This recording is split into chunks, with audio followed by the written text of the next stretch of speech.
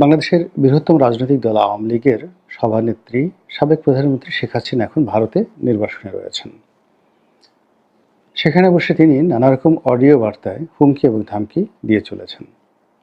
তিনি এবং তার মিত্র ভারত সম্মিলিতভাবে বাংলাদেশের শাসন ব্যবস্থা, বাংলাদেশের প্রশাসন ব্যবস্থা, বিচার ব্যবস্থা, জনগণের ভিত্তি এবং বর্তমান সরকার তাদের কর্মকাণ্ডকে একেবারে ধূলিসাৎ করার জন্য, নস্যাৎ করার জন্য নানা রকম চেষ্টা এবং তদবির তারা চালিয়ে যাচ্ছেন। এবং সেই চেষ্টা তদবিরের যে পরিণতি কতটা নির্মম এবং নিষ্ঠুর হতে পারে, এটা নিয়ে ভারত বা শেখ হাসিনা কী চিন্তা করছেন তা আমরা বলতে পারবো না। তবে আমরা যেটা আশঙ্কা করি যে তারা তাদের স্বার্থ সিদ্ধির জন্য আমাদের স্বাধীনতা এবং সার্বভৌমত্বকে যদি শেখ হাসিনা বিসর্জন দেন আর ভারত যদি এটিকে গ্রাস করে, খুব আশ্চর্য হওয়ার মতো কোনো ঘটনা ঘটবে না। এর কারণ হলো, মানুষ যখন বিপদে পড়ে তখন ডাজ নট ম্যাটার তার আশেপাশে কে রইল, কি হলো, সে তখন নিজেকে বাঁচানোর জন্য প্রাণান্ত চেষ্টা করে। দ্বিতীয়ত, মানুষের যখন স্বার্থে আঘাত হানে তখন মানুষ তার সেই স্বার্থ সিদ্ধির জন্য খুন, জখম, রাহাজানি থেকে শুরু করে করতে পারে না এহেন কোনো কুকর্ম নেই। তো এই মুহূর্তে ভারতের একই অবস্থা। বাংলাদেশে তাদের দীর্ঘদিনের মিত্র শেখ হাসিনার যে এইভাবে পতন হবে তারা কল্পনা করতে পারেননি। এটা যেভাবে শেখ হাসিনার পতন, একই সঙ্গে ভারতেরও পতন। ভারতের সীমাহীন গোয়েন্দা ব্যর্থতা। ভারত যদি প্রথম থেকে বুঝতে পারত যে এইরকম একটা বিপ্লব দানা বাঁধছে, এই বিপ্লবের পেছনে অনেকের হাত আছে এবং সেখানে জাতিসংঘ থেকে শুরু করে মার্কিন যুক্তরাষ্ট্রের FBI এবং আরও অনেক বহির্শত্রুর সঙ্গে সঙ্গে দেশের যে রাজনৈতিক শক্তিগুলো, সাধারণ আমজনতা এবং তার সঙ্গে সঙ্গে কিছু নিষিদ্ধ ঘোষিত সংগঠন যার যার অবস্থান থেকে এরকম কিছু কর্মকাণ্ড করে যাচ্ছিল, যে কর্মগুলো ক্রমশই সরকারের নিয়ন্ত্রণের বাইরে চলে যাচ্ছিল, যেটি ভারতের গোয়েন্দা সংস্থাগুলো বুঝতে পারেনি। ফলে কি হলো, ভারত এখন ত্রিমুখী চাপের মধ্যে পড়েছে। প্রথম চাপ হলো শেখ হাসিনাকে আশ্রয় দেওয়ার কারণে তাদের দেশে শেখ হাসিনার বিপক্ষের যারা লোকজন রয়েছেন তারা নানা রকম দাবি দেওয়া তুলছেন। দ্বিতীয়ত, শেখ হাসিনাকে দেশ থেকে তাড়িয়ে দেওয়ার জন্য এক ধরনের চাপ রয়েছে। আর তৃতীয়ত, বাংলাদেশের প্রতি তাদের যে নীতি ছিল সেই নীতির কারণে নরেন্দ্র মোদীর প্রচণ্ড সমালোচনা চলছে। মোটা দাগে এই হলো তথ্যগত। আর যেগুলো বাস্তব, সেটি হলো যে বাংলাদেশের রাজনীতি যদি ভারতের নিয়ন্ত্রণের বাইরে চলে যায় এবং এখানে চীন যদি এসে ঘাঁটি করে, তাহলে সেক্ষেত্রে ভারতের যে 7 সিস্টার, সেই 7 সিস্টার ভারতে হাতছাড়া হয়ে যাবে। এবং ভারতের যদি 7 সিস্টার হাতছাড়া হয়ে যায়, আমাদের পার্বত্য চট্টগ্রাম হাতছাড়া হয়ে যাবে সঙ্গে সঙ্গে। অ্যাট দ্য সেম টাইম একই সাথে এই ঘটনাটা ঘটবে। অর্থাৎ ভারতের 7 সিস্টার চলে যাবে, আমাদের চট্টগ্রাম, পার্বত্য চট্টগ্রাম এই অঞ্চলগুলো চলে যাবে। ফলে এটা নিয়ে ভারত যেভাবে চিন্তিত, তার সঙ্গে সঙ্গে কিন্তু আমরাও কম চিন্তিত নই। তো এই অবস্থাতে শেখ হাসিনা কি করবেন তার উপর কিন্তু অনেক কিছু নির্ভর করে।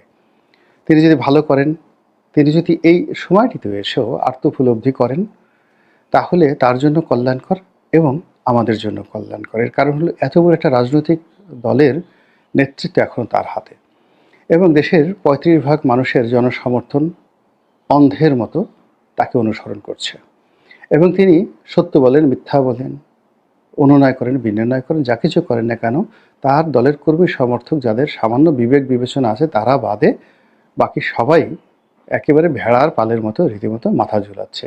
আপা আসেন, আপনার হাতে দেশ নিরাপদ, শেখ হাসিনা আজ আসবে, কাল আসবে, মার্চ মাসে 15 তারিখে চলো আমরা সবাই এয়ারপোর্টে যাই, সেদিন শেখ হাসিনা আসবে। এইরকম একটা যাকে বলে ধোয়া তুলে প্রতি মুহূর্ত সামাজিক মাধ্যম গরম করে তুলছে। তো সেই দিক থেকে শেখ হাসিনাকে নিয়ে নির্মোহ আলাপ আলোচনা করা এবং তার চিন্তা চেতনা কী এবং তার আগামী দিনে কী কী ভয়, আতঙ্ক ইত্যাদি কাজ করে, সেই বিষয়গুলো নিয়ে আমাদেরকে ভাবতে হবে, যেন সো দ্যাট আমরা শেখ হাসিনা এবং আওয়ামী লীগ থেকে সতর্ক থাকতে পারি। আমি প্রথমে যেটা বলতে চাই যে শেখ হাসিনার 7টি ভয়। তার প্রথম ভয় হলো যে এই মুহূর্তে তার কাছে যে জিনিসটি রয়েছে সেটি হলো আওয়ামী লীগের নেতৃত্ব। এটি যে কোনো সময় চলে যেতে পারে। 111-এ তার এই অভিজ্ঞতা রয়েছে এবং সেই অভিজ্ঞতার আলোকে এখন যারা ক্ষমতায় আছেন তারা অনেক ক্যালকুলেটিভ, অনেক সামর্থ্যবান এবং একই সঙ্গে আওয়ামী লীগ 11 সময় যতটা দুর্বল ছিল তার চেয়ে এখন বেশি মাত্রায় দুর্বল। কাজেই শেখ হাসিনা যদি নেতৃত্ব হারিয়ে ফেলেন তাহলে তিনি সব কিছু হারাবেন। এটা তার প্রথম ভয়। দ্বিতীয় ভয় হলো ভারত যে কোনো সময় তাকে বের করে দিতে পারে। এর কারণ হলো যে ভারত একটি গণতান্ত্রিক রাষ্ট্র। এই রাষ্ট্রে কোনো কিছুই একেবারে যাকে বলা হয় পার্মানেন্ট কোনো কিছু নয়। তো সেক্ষেত্রে যদি তাকে বের করে দেওয়া হয় বা তাকে চলে যেতে বলা হয়, তিনি কোথায় যাবেন, কোন দেশে যাবেন, এটি তার ২ নম্বর ভয়। ৩ নম্বর ভয় হলো যে কোনো কারণে আমেরিকা এবং ভারত সম্মিলিতভাবে তারা যদি শেখ হাসিনাকে বাংলাদেশে হস্তান্তর করে, তাহলে একটি যাকে বলা হয় ইতিহাসের নির্মম একটি দৃশ্য তৈরি হয়ে যাবে। অনেকে হয়তো স্বপ্ন দেখছেন যে শেখ হাসিনা বাংলাদেশে এলে এটা হবে, ওটা হবে, হ্যাং প্যাং ট্যাং হবে। আসলে কিছুই হবে না। এই কারণ হলো রাষ্ট্র ক্ষমতা এতটা শক্তিশালী। আপনারা দেখেছেন যে সাইদি সাহেব যখন মারা গেলেন, তার লাশের কাছে মানুষ যেতে পারেনি। তার কবরের কাছে কাউকে যেতে দেওয়া হয়নি। তার ছেলে সন্তানদেরকেও দেওয়া হয়নি। এমনকি গোলাম আজমকে যেদিন গ্রেপ্তার করা হয়, লক্ষ লক্ষ মানুষ দাঁড়িয়ে কেঁদেছে। কিন্তু বিএনপি জমানাতে সেই গোলাম আজমকে যখন গ্রেপ্তার করা হলো, একটা লোক এসে আত্মাহুতি দেয়নি। বেগম খালেদা জিয়াকে যেদিন গ্রেপ্তার করা হলো, বালির ট্রাক যেদিন তার বাড়ির সামনে স্থাপন করা হলো, কিছুই হয়নি। কাজেই যদি শেখ হাসিনাকে ভারত পাঠিয়ে দেয় এবং বাংলাদেশে আনা হয়, নীরবে নিভৃতে তাকে কোর্ট কাছারিতে হেনস্থা হতে হবে, অপমানিত হতে হবে, লাঞ্ছিত হতে হবে। এটা হলো তার ৩ নম্বর ভয়। ৪ নম্বর ভয়টা হলো যে তার পরিবার এবং পরিজন সম্পর্কে যে সকল তথ্য আসছে, বিশেষ করে দুর্নীতির তথ্য আসছে। এই দুর্নীতির তথ্য যদি সত্যিকার অর্থে তথ্য প্রমাণ সহ দেশে এবং দেশের বাইরে উপস্থাপিত হয়, তাহলে এখন তিনি যেভাবে কথা বলছেন সেভাবে তিনি তার নেতাকর্মীদের সঙ্গে কথা বলতে পারবেন না। তার মোরাল ক্যারেজটা হারিয়ে যাবে। অনেক কিছুর পরেও দেখা যাচ্ছে যে বেগম জিয়া ব্যক্তিগতভাবে দুর্নীতি করেছেন এরকম কোনো প্রমাণ এখন পর্যন্ত আওয়ামী লীগ করতে পারেনি। তো সেই দিক থেকে যদি শেখ হাসিনার ব্যক্তিগত দুর্নীতি প্রমাণিত হয়ে যায়, তাহলে তার আর মুখ দেখানোর কোনো জায়গা থাকবে না। এটা গেল ৪ নম্বর। ৫ নম্বর হলো তার মেয়ে এবং তার ছেলেকে নিয়ে তার ভীষণ রকম চিন্তা। ছেলেটা আমেরিকাতে আছে। এখন সে মূলত রাজনৈতিক ব্যক্তিত্ব নন, ফাইটার নন। তিনি তার মায়ের সন্তান, বঙ্গবন্ধুর নাতি। এই হিসেবে তার যতটুকু বলা দরকার, করা দরকার বা তার আশেপাশে আরাফাত, পলক ওনারা একত্রে চলে তাকে কিছুটা গ্রুমিং করার চেষ্টা করেছে। এখন সে কতটা দুর্নীতি করেছে না করেছে সেটা বড় বিষয় না। বড় বিষয় হলো যে সে তারেক রহমানের সাহেবের মতো কোনো অবস্থাতেই পলিটিক্যালি ম্যাচিউরড নন, লড়াকু নন এবং বাংলাদেশের কৃষ্টি, কালচার, সাহিত্য সম্পর্কে তার কোনো ধারণাই নেই। ফলে তিনি তার মায়ের অবর্তমানে কিভাবে থাকবেন, কিভাবে বেঁচে থাকবেন এটি নিয়ে তার মা চিন্তিত। একই সঙ্গে তার বোন সাইমা ওয়াজেদ পুতুলের সংসার ভেঙে গেছে, জয়েরও সংসার ভেঙে গেছে এবং এই অবস্থাতে সব কিছু এলোমেলোর মধ্যে এই দুটো সন্তান যে কোনো মায়ের জন্যই একটা লায়াবিলিটিস। এই কারণ হলো পুতুলও যেই পর্যায়ে আছে সেই পর্যায়ে মূলত তার মায়ের কারণে। কিন্তু এই পদ পদবি চলে গেলে তার স্বামী নেই, সংসার নেই, আত্মীয় স্বজন এখন সবাই যে যার মতো অবস্থানে, তাহলে পুতুল এবং জয়ের কী হবে? এই টেনশনে তার মাথা রীতিমতো খারাপ হয়ে যাওয়ার মতো অবস্থা তৈরি হয়ে গেছে। সবচেয়ে বড় যে বিষয়টি সেটি হলো তার ভালোবাসার যে জায়গা সেটি হলো তার বাবাকে নিয়ে। তো তার এই যে বাবাকে নিয়ে তার যে ভালোবাসা, এখন তার বাবাকে নিয়ে যেভাবে গালাগাল হচ্ছে এবং আওয়ামী লীগ রাজনীতির কারণে যেভাবে বঙ্গবন্ধুকে কলুষিত এবং কলঙ্কিত করার চেষ্টা করছে, এটি কিছুটা হলেও না, এটি তাকে ভীষণ রকমভাবে এক ধরনের গ্লানির মধ্যে তাকে ফেলে দিয়েছে। তার অবশ্যই অনুশোচনা হচ্ছে যে আমি যা কিছু করতাম নিজের নামে করতাম, কেন আমার বাবাকে আমি টানতে গিয়েছিলাম বা কেন আমার কারণে আমার বাবার এই দুরবস্থা হলো। ফলে এখানে প্রতিশোধ নেওয়ার মতো বয়স বা সময় তার নেই। ফলে তিনি এখানে আত্মগ্লানিতে তিনি প্রতি মুহূর্তে ক্ষতবিক্ষত হচ্ছেন। এগুলো তার ৭টি খারাপ দিক, তার ৭টি ভয়, ৭টি আতঙ্ক। এখন সম্ভাবনা রয়েছে ৭টি।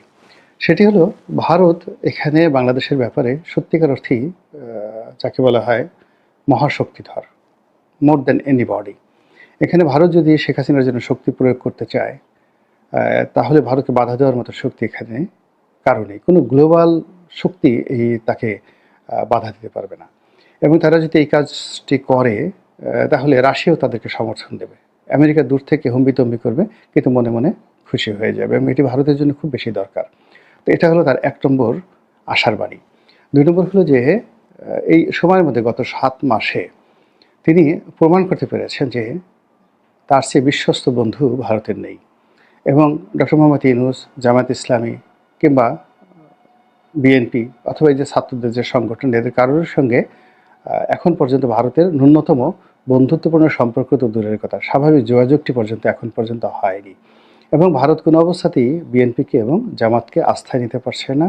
তারা এখনও পর্যন্ত বিকল্প হিসেবে আওয়ামী লীগের কথাই চিন্তা করছে। এখন শেখ হাসিনা বিহীন বা শেখ হাসিনা সহ এটি পরের বিষয়। তারা এখনও পর্যন্ত আওয়ামী লীগের ব্যাপারে যে দৃঢ়তা তারা দেখাচ্ছে এবং নির্বাচনে আওয়ামী লীগ বিহীন নির্বাচন হবে না, এই ব্যাপারে তারা যে চাপ প্রয়োগ করছে বিভিন্ন অ্যাঙ্গেল থেকে, এটি শেখ হাসিনার জন্য দ্বিতীয় সফলতার কথা। তৃতীয়ত হলো বর্তমান সরকারের ব্যর্থতা। বর্তমান সরকারের সীমাহীন ব্যর্থতা তাকে উল্লসিত করছে, তাকে আশান্বিত করছে এবং তাকে ফিরে আসার জন্য স্বপ্ন দেখাচ্ছে। ৪ নম্বরে যেটি রয়েছে সেটি হলো তার উন্নয়ন কর্মকাণ্ড। এখন দিন যত যাচ্ছে মানুষ তার এই উন্নয়ন কর্মকাণ্ডের কথা স্মরণ করছে। এক্সপ্রেসওয়েতে যাচ্ছে, শেখ হাসিনার কথা মনে হচ্ছে। পদ্মা সেতু দিয়ে যাচ্ছে, শেখ হাসিনার কথা মনে হচ্ছে। মেট্রো রেলে চড়া হচ্ছে, শেখ হাসিনার কথা মনে হচ্ছে, ইত্যাদি আরও অনেক কিছু। কিন্তু এর পেছনে যতই দুর্নীতি অনিয়মের কথা আমরা বলি না কেন, পাবলিক কিন্তু সেই কথাগুলো খাচ্ছে না। এই গেল যাকে বলা হয় তার ৪ নম্বর সম্ভাবনা। ৫ নম্বরে হলো যে আমাদের দেশের জনগণ শাসক হিসেবে যে ধরনের মানুষ চায়, শেখ হাসিনার মধ্যে সেই গুণাবলীগুলো ছিল। এবং এই যে শেখ হাসিনার দৃঢ়তা এবং তার জিদ, তার কাজ করার ক্ষমতা, তার দ্রুত সিদ্ধান্ত গ্রহণ করার ক্ষমতা, ক্ষতি করার ক্ষমতা, উপকার করার ক্ষমতা। তিনি যদি বলতেন যে আজকে আমি অমুক জায়গাতে একটা গ্রাম তৈরি করে দেবো, ২৪ ঘন্টার মধ্যে তিনি সেই গ্রাম ডিসিএসপির শব্দগুলোতে ২৪ ঘন্টার মধ্যে বাস্তুহারাদের জন্য একটা গ্রাম তৈরি হয়ে যেত। তিনি রাজনীতিতে সারপ্রাইজ দিতে ভালোবাসতেন। এই জিনিসগুলো মানুষজন খুব পছন্দ করে। নাটকীয়তা ভীষণ রকম পছন্দ করে। এটি হলো তার ৬ নম্বর। আর ৭ নম্বর হলো তার যে সঙ্গী সাথী তিনি তৈরি করে ফেলেছিলেন ব্যবসা বাণিজ্য, শিল্প, সাহিত্যে। এরা সবাই এই গত ৭ মাসে সিমেন্টেড হয়ে গেছে। তারা বুঝতে পেরেছে যে আওয়ামী লীগ ছাড়া তাদের কোনো গতি নাই, তাদেরকে মরে যেতে হবে, অস্তিত্ববিহীন হয়ে পড়তে হবে, অথবা আওয়ামী লীগকে সাহায্য এবং সহযোগিতা করে তাদেরকে সেই আওয়ামী লীগের সাথেই থাকতে হবে। এই জিনিসগুলো তারা কিন্তু এখন মনে করছে ব্যবসায়ীরা। তো এই ব্যবসায়ীদের এই মনোবৃত্তির কারণে, কবি সাহিত্যিকদের মনোবৃত্তির কারণে, সাংবাদিকদের মনোবৃত্তির কারণে বিশাল একটা প্রেশার গ্রুপ সারা দুনিয়াতে তারা ছড়িয়ে পড়েছে এবং যার যার অবস্থানে থেকে শেখ হাসিনার জন্য সাহায্য করছে।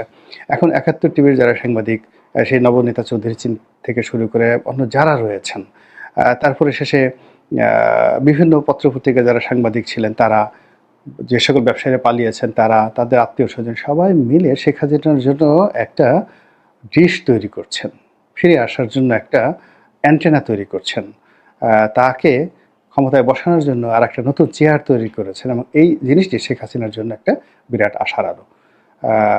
সময় বলে দেবে কোনটি আগে হয়, কোনটি পরে হয়, কোনটি সঠিক হয় এবং